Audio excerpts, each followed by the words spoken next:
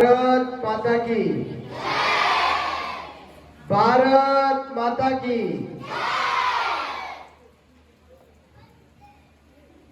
आज हमारी आजादी को 77 वर्ष पूर्ण हुए, 78वें वर्ष में हम लोग प्रवेश कर रहे हैं।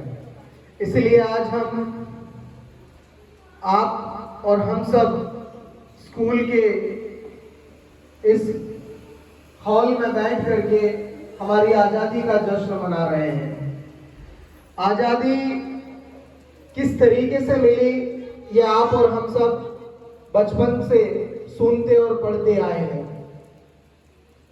आज का जो ये कार्यक्रम राष्ट्रीय पर्व के रूप में प्रतिवर्ष मनाया जाता है, उसके पीछे की कहानी क्या होती है, क्यों इस वर्ष को भूमिका निभाई, ऐसे हजारों लाखों वीर जवान हुए जो शहीद हुए, उनकी शहादत को आज के इस पावन अवसर पर हम सब मिलकर के नमन करते हैं। यह दिवस मनाने की आवश्यकता के पीछे उस समय अपनी जवानी, अपने प्राणों को न्यौछावर करने वाले हमारे उन परम योद्धाओं का कितना बड़ा विजन रहा होगा। कभी कभी जब मैं अकेले बैठता हूं तो सोचता हूं, आज आप और हम सब फैसिलिटी के इतने एडिक्ट हो गए हैं, इतने आदी हो गए हैं कि हमारे पास यहाँ से अगर मुझे सिमलवाड़ा सिटी में जाना है तो मैं ढूंढूंगा, मेरे पास कोई बाइक है, कोई कार है। अगर वो दोनों नहीं है तो मैं रोड पर भी खड़ा रह करके और ललचाती हुई नजरों से देखूंगा कि कोई आए और मुझे बिठा दे, लिफ्ट दे देवे और मुझे सिटी तक छोड़ दे। या फिर कोई ऑटो का मैं इंतजार करूंगा, उस ऑटो में बैठूंगा, उसको पैसे दूंगा और मैं सिटी में उतर जाऊंगा।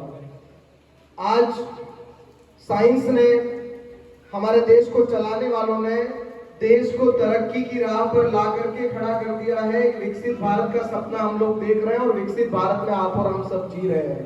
लेकिन जब अंग्रेजों ने हम पर शासन किया, वो दौर ऐसा था जिस दौर में मोटरसाइकिल तो क्या, साइकिल मिलना भी बहुत बड़ी बात थी।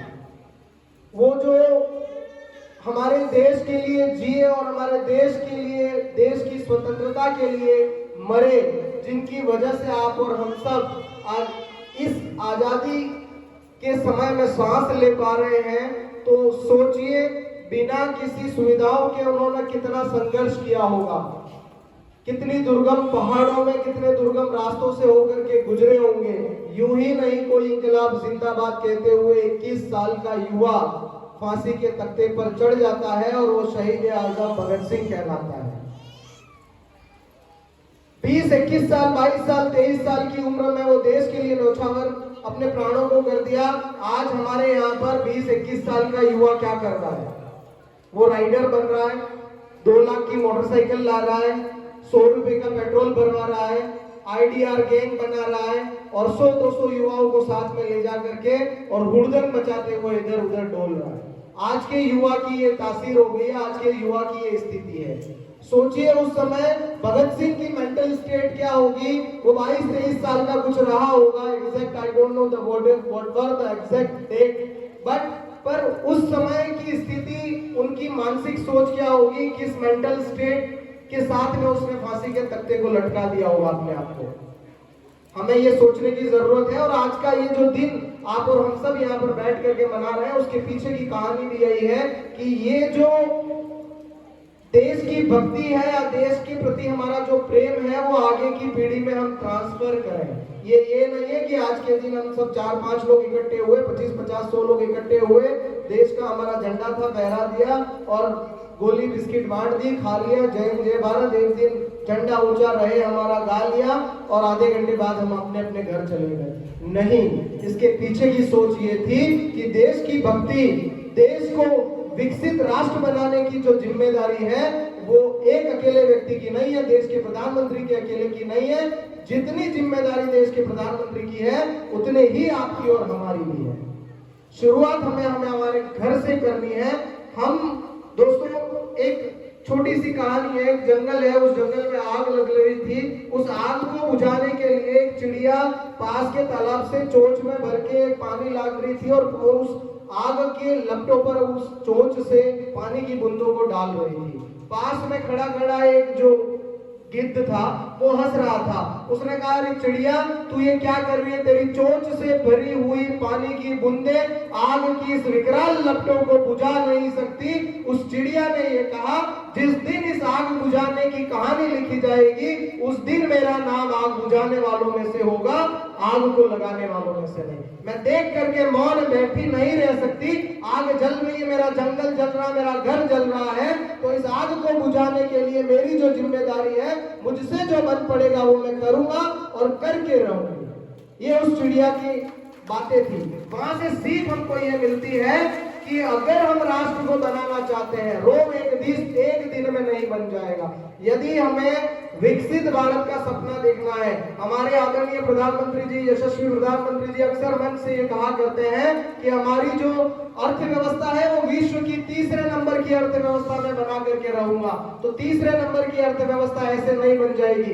इसके लिए आपको और हमको भी विकसित होना पड़ेगा, हमारी सोच को भी विकसित करना पड़ेगा, देश का प्रेम हमको जगाना पड़ेगा, हमारी आगे आने वाली पीढ़ी को वो शिक्षा, वो संस्कार हमको देने पड़ेंगे, तभी हम लोग ये सब कुछ कर पाएंगे।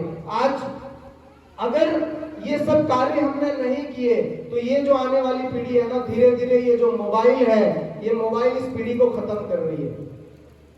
हम बचपन में जब पढ़ते थे हमारा मेंटल स्टेट अलग था, आज की इस पीढ़ी का मेंटल स्टेट अलग है। अपने आप में ये जो पीढ़ी है उसकी सोच कुछ अलग है। उसकी सोच के साथ हमको कदम ताल मिलाना पड़ेगा और कदम ताल मिलाने के लिए हमको एक्स्ट्रा ऑर्डिनरी होना पड़ेगा। तभी हम इस आने वाली पीढ़ी के साथ कदम ताल मिला पाएंगे और तभी हम आगे अपने परिवार को, अपने देश को, अपने समाज को लेकर के जा पाएंगे। जब तक कदम ताल नहीं करेंगे तब तक जनरेशन गैप हो जाएगा और ये जनरेशन गैप जितना ज्यादा बढ़ता जाएगा उतने ही ज्यादा परिवार टूटते जाएंगे, उतना ही ज्यादा समाज टूटता जाएगा और उतना ही ज्यादा देश टूटता जाएगा। विघटनकारी शक्तियां उतनी ही शक्तिशाली होती जाएंगी। तो हमें हमारे परिवार को बचाना है। परिवार बचेगा तो समाज बचेगा, समाज बचेगा तो देश बचेगा। देश को बचाने के लिए शुरुआत हमारे परिवार से होगी। हमारे बच्चों को वो संस्कार हमको देने रहेंगे। नहीं तो आजकल जो समय 1947 में आपके बाप दादाओं ने बिताया, वो ये रील बनाने वाले लड़के क्या चाहते हैं। ये जो पीढ़ी है वो कौन सी पीढ़ी है? ये इंस्टाग्राम की पीढ़ी है। फेसबुक भी आउटडेटेड हो गया। अभी इंस्टाग्राम में कल को पता नहीं, जब हम बचपन में हमने जब सोशल मीडिया स्टार्ट किया तो ऑर्कुट से स्टार्ट किया था। कितने लोग ऑर्कुट जानते हैं इसमें से? ऑर्कुट जानता है कोई? शुरू में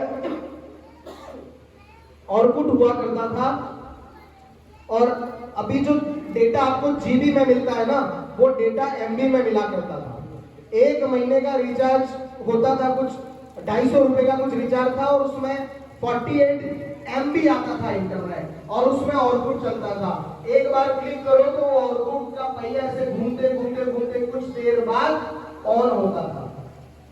तो ऑर्कुट से लेकर के इंस्टाग्राम तक के समय को जब मैं रिवाइव करता हूं तो मुझे लगता है कि समय बहुत तेजी से आगे बढ़ता जा रहा है। एक छोटी सी, अभी मैं ज्यादा समय नहीं लूंगा, एक 2 मिनट की एक घटना और अभी आज सुबह की घटना है। हमारा नालंदा परिवार जो है, उस परिवार से एक और स्कूल एसोसिएट है, नचिकेता स्कूल करके है, गेंजी में स्कूल है। मैं गेंजी की एक घटना बता रहा हूँ। अभी सुबह जब मैं निकल रहा था तो एकदम एक माँ जो है वो रुआसी होते हुए मुझे बीच रास्ते में मिल गई। वो बच्चे को छोड़ते हुए स्कूल से निकल रही थी, तो मुझे देख करके उसने मुझे रुकवाया, गुरुजी रुकिए।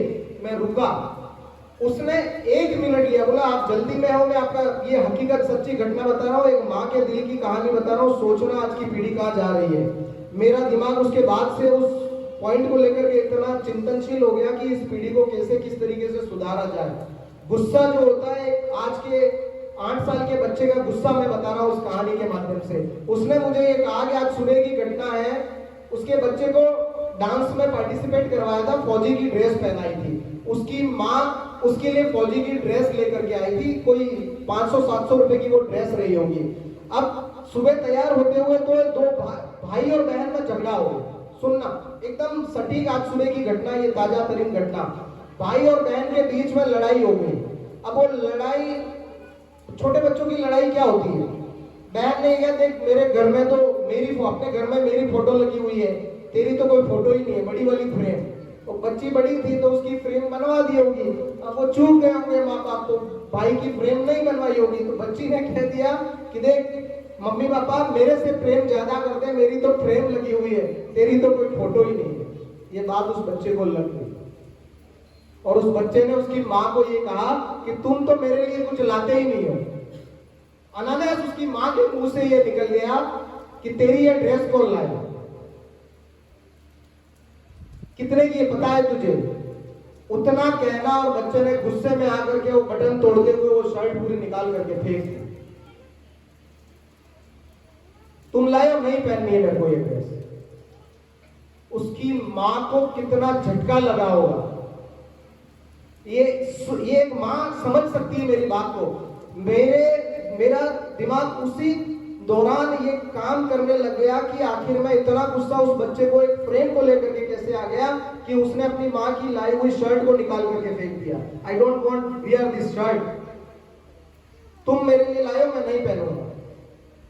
तो उसने ये कहा कि मेरे इस बच्चे को आप अच्छे से थोड़ा सा काउंसलिंग करिए, घर पे शाम को इसको समझाने के लिए आना कि इस तरीके से गुस्सा नहीं करते। एक 8 साल का बच्चा ये गुस्सा कर रहा है। तो हमें इन बच्चों की पेरेंटिंग कैसे की जाए ये सीखने की आवश्यकता है, क्योंकि कहीं ना कहीं इसके पीछे का जो दोष है ना वो मैं माँ बाप को भी मानता हूं। हमारी व्यस्तताओं के कारण बच्चों को समय नहीं दे पा रहे हैं, और जिस गैप की मैं ये बात कर रहा था वो गैप के पीछे का कारण भी मैं यही था, इसीलिए मैंने ये बात कही। अभी आजकल हो क्या रहा है, माँ और बेटे में, बेटी और पिता में एक गैप बनता जा रहा है, और ये गैप बहुत ही खतरनाक गैप है। बच्चा हमारे पास 6 घंटे आता है, 8 बजे स्कूल में आता है, 2 बजे तक रहता है। हमारा पूरा प्रयास रहता है, मेरा जो थीम है स्कूल को स्टार्ट करने का वो ये संस्कारों की पाठशाला। मैं शिक्षा और सिखाऊं नहीं सिखाऊं, पर संस्कार जरूर सिखाऊं, ये मेरी सोच है और ये मेरा विजन है और यही मेरा ड्रीम है कि बच्चा अगर पैदल चलते हुए कहीं जा रहा है, रास्ते में उसको कचरे का डिब्बा दिखे और उसके पास में कहीं कचरा पड़ा हो तो कचरा लेकर के उस डिब्बे में डाल दे। ये संस्कार उस बच्चे में आने चाहिए, ये मेरा ध्येय है और ये मेरा मोटिव है। लेकिन उसके इतर उन 6 घंटों के अलावा बच्चा आपके पास रहता है, 18 घंटे बच्चा आपके पास में रह रहा है। बच्चा क्या कर रहा है क्या नहीं कर रहा है उसके पीछे बराबर नजर रखिए। कुछ नहीं तो बच्चा सुबह जब स्कूल के लिए आ रहा है उसको अटेंशन दीजिए, बच्चा जब स्कूल से घर वापस आ रहा है उसको उस समय भी अटेंशन दीजिए। इन नीड्स, ही और she needs a parental love. उसको वास्तव में माता पिता का प्यार चाहिए, उसको ऐसे ही किसी के भरोसे मत छोड़ दीजिए, ये इसके अपने आप अपने हिसाब से कर लेगा नहीं। वो कितना भी बड़ा बच्चा है, जब बच्चा स्कूल जा रहा है तो आप उसको घर के बाहर तक खुद छोड़ने के लिए जाइए, स्कूल की गाड़ी में बिठाइए। वो किन के साथ बैठ रहा है, किन के साथ उठ रहा है, एक माँ और बाप को ये पता होना चाहिए। घर जब बच्चा आ रहा है उसको टाइम दीजिए, कुछ नहीं तो 5-10 मिनट दे दीजिए, उसको पूछ लीजिए आज तेरे स्कूल में क्या हुआ, तेरे टीचर ने क्या पढ़ाया, मैथ्स में क्या पढ़ाया, इंग्लिश में क्या पढ़ाया। समय दीजिए उसको। आजादी के सही मायने में झंडे फहराते रहेंगे हम लोग, देश की देशभक्ति की बातें रोज करते रहेंगे, लेकिन असली आजादी के जो मायने हैं ना वो तभी आपके लिए फलीभूत होंगे जब आप आपका परिवार सक्षम बना पाएंगे। परिवार तो टूट रहा है, घर में नहीं है दाने अम्मा चली भुनाने, ऐसी बातों से कोई अर्थ नहीं निकलेगा। परिवार को सक्षम बनाइए, जब आपका परिवार, आपका बेटा सक्षम बन जाएगा वो समाज को सक्षम कर देगा, और समाज को जब सक्षम कर दोगे तो आपका राष्ट्र स्वतः ही सक्षम हो जाएगा। उसको समय दीजिए, जब वो स्कूल से घर पर आता है, रात को जब खाना खाते हो, खाना खाते समय उसके साथ खाना खाइए, उसे वहां पर बातचीत करिए। रात को जब वो सोता है, सोने के लिए जाता है, तो आप इंस्टाग्राम पर रील्स स्क्रॉल करना बंद कर दीजिए, मोबाइल को सोने के 1 घंटा पहले बंद कर दीजिए। रात की 11 बजे 12 बजे तक आप स्क्रॉलिंग कर रहे हो इंस्टाग्राम पर, बच्चा आपका क्या देख रहा है? वही तो देख रहा है जो उसकी माँ कर रही है, वही तो देख रहा है जो उसका पिता कर रहा है, तो वो क्या सीखेगा? और फिर हम आकर के पढ़ते हैं स्कूल के ऊपर कि तुम क्या पढ़ा रहे हो, क्या सिखा रहे हो। भैया हम जो सिखा रहे हैं उसका गुड़ गोबर तो तुम कर रहे हो घर पर बैठे बैठे। समय दीजिए, और यही समय है, साइंस कहता है बच्चे का दिमाग 80%, 80% माइंड डेवलप होता है अप टू एज 10। 10 साल तक, 12 साल तक का जब बच्चा होता है, उसमें जितनी चीजें तुम भरोगे, चाहे गोबर भरो चाहे गुड़ भरो, वो भरेगी और वो लाइफ लॉन्ग रहेगी। और ये साबित होता है। बचपन में आप सबने पाठ पढ़ना सीखा, और सबने सीखा, आप सबको अभी आज भी पाठ पढ़ना आता है? आता है ना सबको पाठ पढ़ना? 10वीं में कोई सवाल सीखा, 11वीं 12वीं में कोई सवाल सीखा, क्या वो सवाल आपको आज याद है? याद है क्या? नहीं याद है। क्यों? क्योंकि वो आपके 20% हिस्से में पड़ा हुआ है। जो आपने बचपन में सीखा वो आपके 80% हिस्से में पड़ा हुआ है, उसको स्टोरेज प्रॉपर मिला हुआ है, वो वेल सेटल्ड पड़ी हुई चीज है, तो वो रिकॉल हो रही है बार बार। जो 20% में, उस 20% में आपने बहुत सारा कचरा डाला, डेली डालते हो, तो वहां से चीजें निकल जाती है, वो याद नहीं रहती है। ये समय है 10-12 साल तक के बच्चे को संभाल लीजिए। 12 साल अगर आपने आपके बच्चों को सही तरीके से दे दिए, आपका बुढ़ापा सुधर जाएगा। वरना वही कोई ना कोई अनाथालय, आपने तो आपके माँ बाप को जैसे तैसे करके भी पाल पोस लिया, पर ये पीढ़ी आपको नहीं झेलने वाली है, ये पीढ़ी आपको नहीं समझने वाली है। फिर आपको कोई ना कोई वृद्धाश्रम देखना पड़ेगा। मैं कल ही मैडम से कह रहा था कि मैडम मेरा एक विजन है कि मैं वृद्धाश्रम भी खोलना चाहता हूं, पर मैं नहीं चाहता कि मेरे वृद्धाश्रम में किसी की मां आए कि मुझे सहारा दो बेटा करके। समझ रहे इस बात को? इस जनरेशन गैप को मिटाना पड़ेगा। जब तक ये जनरेशन गैप को आप लोग नहीं मिटाओगे, इसके लिए समझना आपको पड़ेगा, तभी आजादी के ये असली मायने हैं। धन्यवाद, आप सबका स्वागत और अभिनंदन। आप सब यहाँ पर पधारे, हमारा देश खूब तरक्की करे, आपका परिवार खूब तरक्की करे, इन्हीं कामनाओं के साथ बहुत बहुत शुक्रिया। वंदे वंदे, भारत माता की, भारत